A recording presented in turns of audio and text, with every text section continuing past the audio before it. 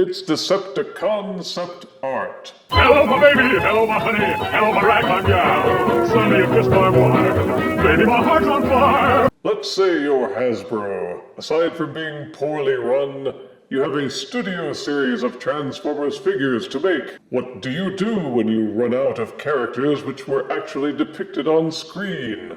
Why, you start making figures for characters that weren't on screen. Enter Studio Series 109 Bumblebee movie Concept Art Megatron. In the live-action Bumblebee movie, the fall of Cybertron was shown with the Decepticons taking over, and the scene had all the greats: Shockwave, Soundwave, Starscream. Notably absent, the actual leader, Megatron. And why, do you ask, did they decide to leave Megatron out of this landmark scene?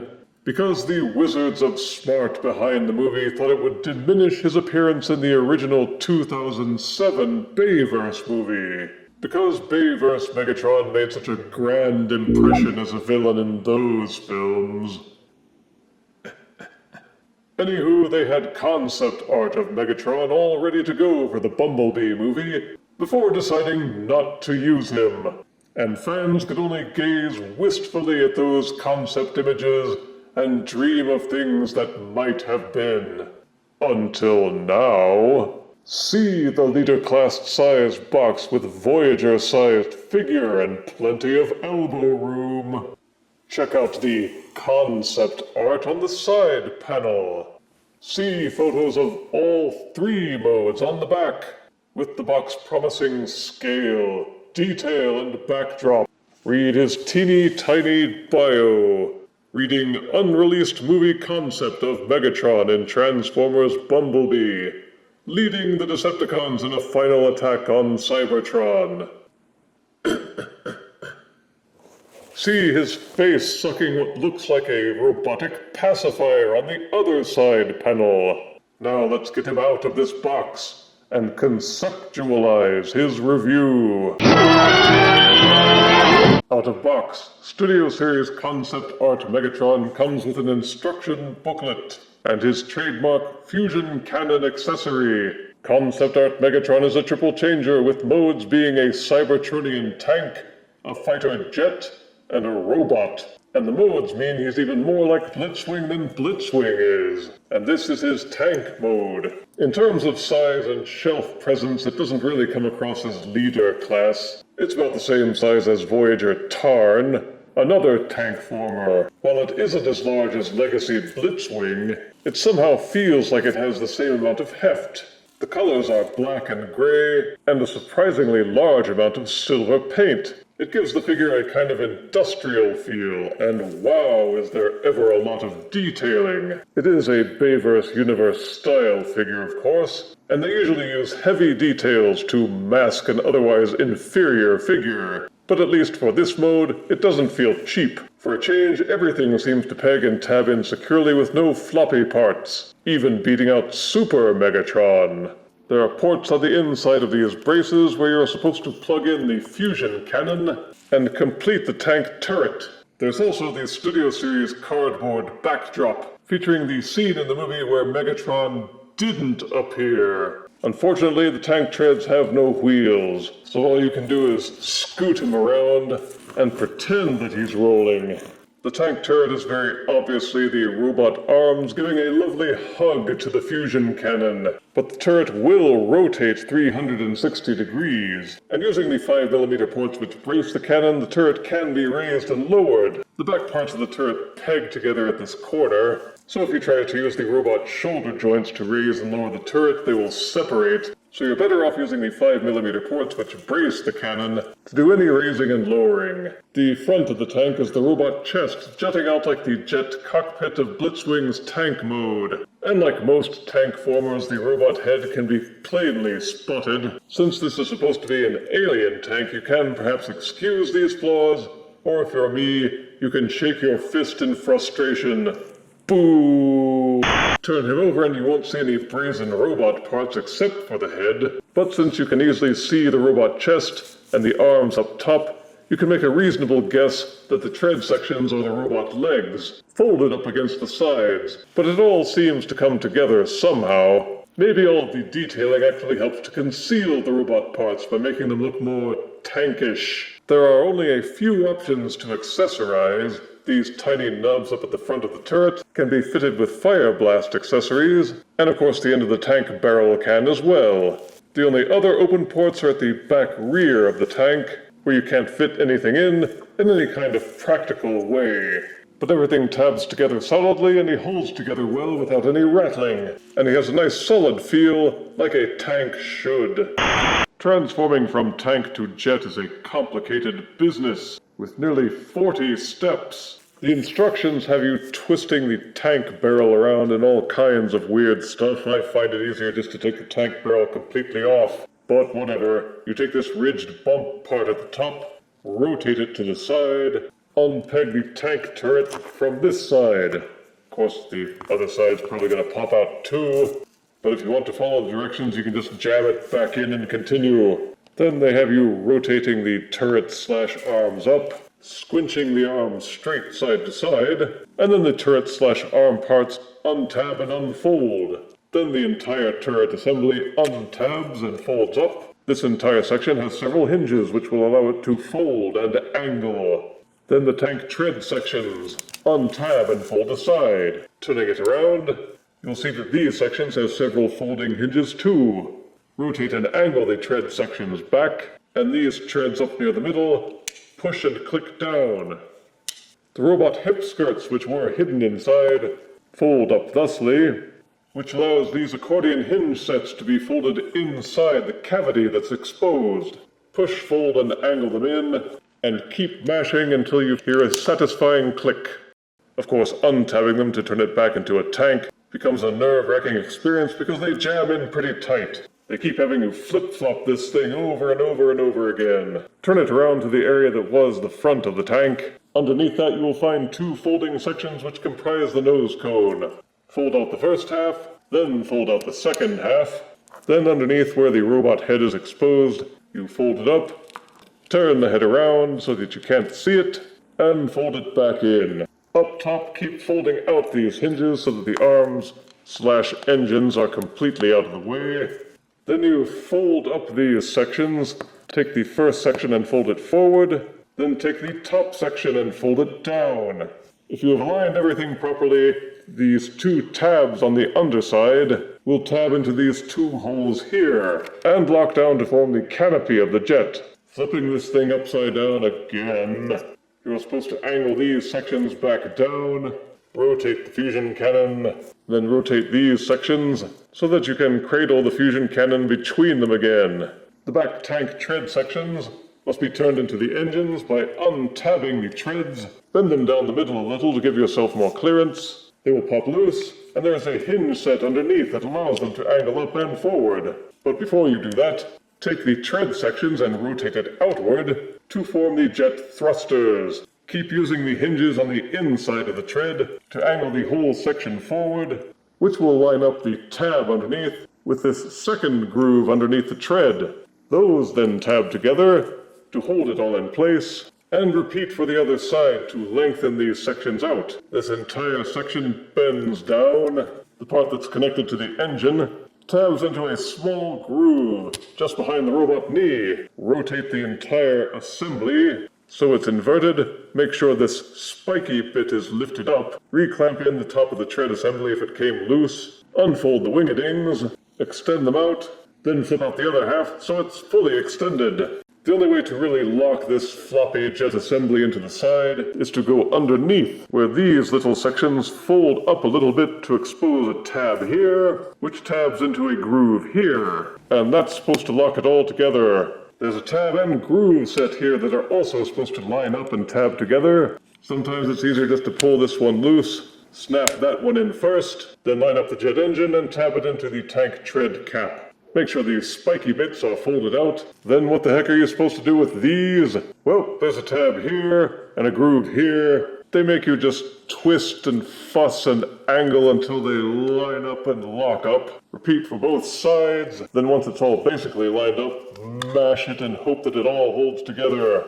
The instructions have you keeping the fusion cannon pegged in here for the finishing moves, but I find it easier to just take it out. This gray bracket on the back side of the fusion cannon untabs and folds out, accordions in and tabs in here. Then you fold this section and tab it in. This moves the 5mm port from back here to down here, which you pretty much have to do to peg the fusion cannon back in without any parts crashing. Towards the front of the jet, these two flaps fold down a little to give the illusion that this part is filled in instead of hollow. And this is Concept Megatron in jet mode. Sorry folks, the triple changer curse still exists. First off, the good points. The colors are maintained, the silver still looks great, and there are plenty of details in the sculpt work. It's still got the same amount of heft, and there are a couple of 5mm ports on top for accessorizing. And not only that, at the back of the jet are these two little nubs, which can still play host to Fire Blast accessories. These two portions underneath the jet are supposed to be the landing skids, which keep it level when you put it down on a flat surface, but these parts are essentially the robot arms. They don't peg in very securely. These tabs are always pulling loose, they just won't go in securely no matter how hard I mash them. One thing that can help with that is to take the fusion cannon accessory out. It really doesn't do anything to help keep the ship level when it's lying flat, and the added weight of the fusion cannon just pulls these parts out of their tabs anyway, and the jet mode just looks crummy anyway, so who cares if there's a big gap underneath. You can use the accessory ports to plug the cannon onto the top of the jet instead, which kind of breaks the jet's symmetry, but helps it to hold together a bit more solidly, and it kind of holds together well. Most of the tabs keep the parts from flopping here and there like they do with, say, Studio Series leader Shockwave or Super Megatron. And the way everything tabs in, the arm portions always look just a little bit askew.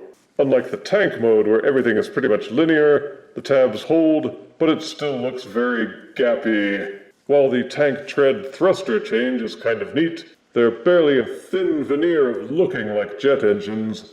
Whenever Hasbro makes a triple changer, there's invariably one mode that stinks, a mode which you will only try once out of idle curiosity, and probably never revisit except out of sheer boredom or masochism. And such is this mode. If you think it just looks like the robot mode doing yoga, you are not mistaken.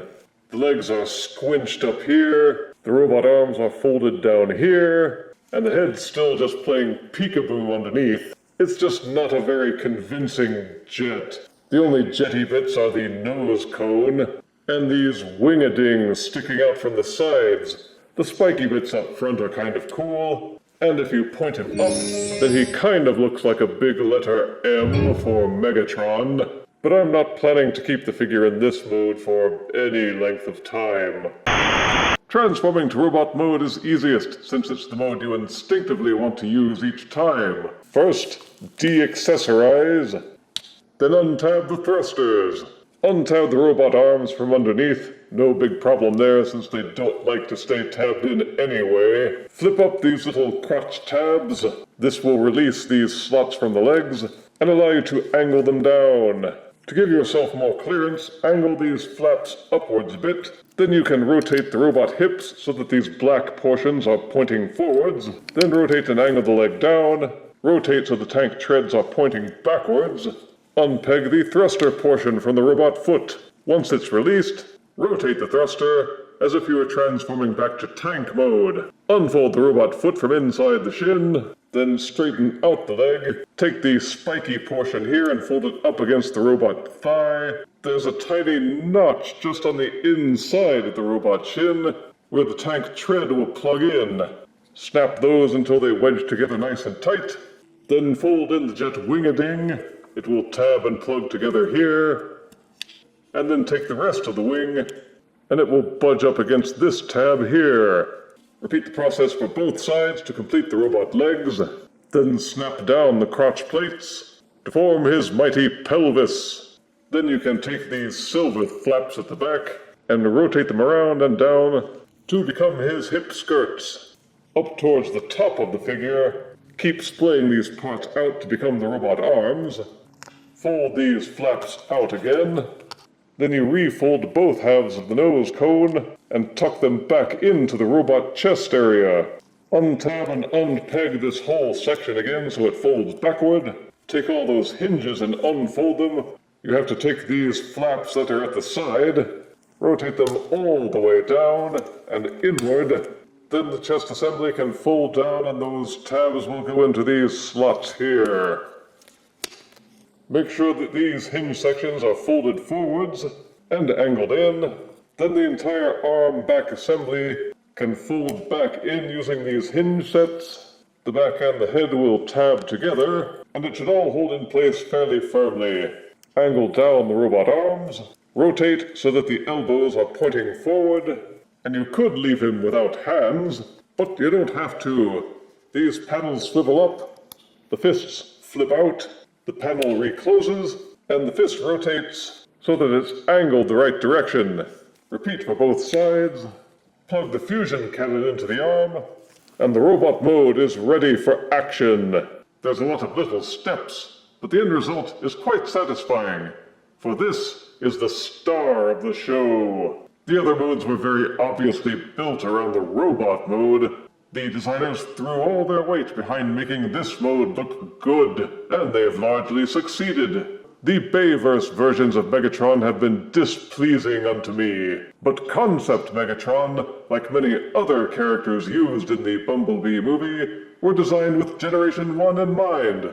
So he's got a bucket head, broad flat chestal unit, beefy arms and legs, hip skirts, and a bazooka on his arm. He's got a clean silhouette, both front and back, with no spiky bits jutting out here or there, and for a change, there seems to be no hollow limb syndrome. The figure has every gap either covered or filled, which these days is highly unusual and commendable. The sculpted detail has some nice pop to it, although as with most Bayverse-style offerings, they went a little too overboard with it. If they dialed it back just a smidgen, it would help to draw the eye to the important details. The face especially has so many ridges that the overall appearance seems out of focus. The way the panels form his underpants make it seem a little too large and diaperish. If you want to, you can move the hip skirts out of the way, rotate out the leg, and then twist it so that the gray parts are facing forward. Then angle it back down, rotate the thigh, and put the hip skirts back in place. Depending on how you look at it, it may make him seem a bit more proportional. It adds a couple of centimeters to his height as well, but having the black parts facing forward does make him look better and a bit more compact. You can control the center of gravity pretty well with his articulation, and the large feet and heel spurs allow you to pose him without him toppling if you're careful. Concept Art Megatron has a 5mm port on each forearm. The ports on the back can also be used to plug weapons in, and of course the fusion cannon still supports fire blasts, but that's all you get. You can store the fusion cannon on either arm, or you can fold it up thusly and mount it behind his shoulder Generation 1 style. The end of the barrel seems a little pencil-ish, and I wish they'd beefed it up a bit more. But all in all, the robot mode is cool enough to nearly compensate for the horrible jet mode. They certainly didn't skimp for the articulation. The classic bucket head will rotate 360 degrees and waggle up and down, and to the left and to the right a little. Each shoulder will do a full rotation, extend outward, and there's a bit of a butterfly joint which will allow you to square them forwards and backwards. There's a swivel at the upper bicep and at the elbow, as well as each elbow being able to bend over 90 degrees. The fists will rotate in their sockets, and there are articulated fingers. The bottom 3 fingers are welded together, but have 2 joints for bending. The upper pointy finger is separated, and also has 2 hinges, so you can make Megatron point while he's kicking butt and taking names. They give you full waist rotation. The hip skirts can flip up, as well as bending backwards, which you kind of have to do to get the hip articulation to work better. The legs wouldn't move forward much, except that you can angle these crotch plates out of the way to give yourself more range of motion and kick forward 90 degrees. as well as kicking backwards 90 degrees until the parts crashing starts. Move the thigh spike out of the way, and you will see that he has upper thigh rotation. Each knee will bend over 90 degrees. Yes, the feet have an ankle pivot, but they will also tilt forwards and backwards. So even though he didn't appear in the movie at all, you can overcompensate by putting him into all kinds of action poses. For size comparison, here is Studio Series Leader Megatron next to Hero Masher's Megatron. Here is Concept Art Leader Megatron next to Furai Model Kit Autobot Megatron. And here is Concept Art Leader Megatron next to Siege Voyager Ape Face. Not being a fan of the Bayverse in general, I went into this figure with more skepticism. But as a fan of Megatron in general, I wanted to like it. So, is Studio Series Concept Art Megatron worth it? The short answer is yes. Though provisionally, positives are excellent colors. The silver and gray help carry that Generation 1 feel. And he feels quite solid, with good heft. He's slightly larger than a Voyager, and he ought to be since it's a leader class. The articulation is excellent. There's scads of detail, and they give him 3 modes for variety. Whether you keep him on a Megatron-only shelf or on a Studio Series shelf, he should fit right in. Negatives are that it is the Bayverse, and if that's not your thing, it will give him an automatic mental demerit. The tank mode is okay, but the jet mode feels like the designer stumbled across it by accident and decided to call it a feature. There are a lot of small parts to fuss with when transforming, there aren't many options to accessorize, and it's yet another shrinkflation victim, with this leader figure being just a little bigger than a Voyager. They can whine about parts count all they want, but they're still giving you smaller figures and charging you more for them. Nevertheless, as Megatron figures go, this one is a worthy find, and I give Studio Series Bumblebee movie concept art leader Megatron 8 out of 10 deaths. He's the Megatron we all wanted, and which the movies didn't get. If you refuse me, honey, you lose me, then you'll be left alone, oh baby, tell them all, and tell me I'm your own.